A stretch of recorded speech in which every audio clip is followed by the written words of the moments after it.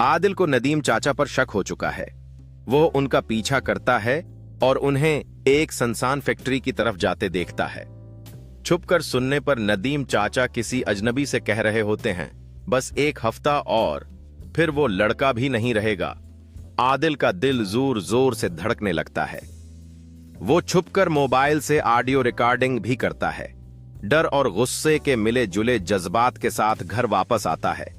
उसी रात अब्बू का वीडियो कॉल आता है।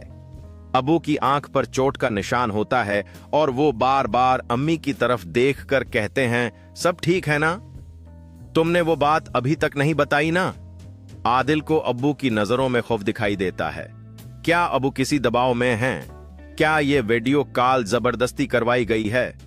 आदिल के दिल में अब शक नहीं बल्कि खतरा बैठ चुका है, अपनी जान का, अब्बू की जान का और सच के दब जाने का।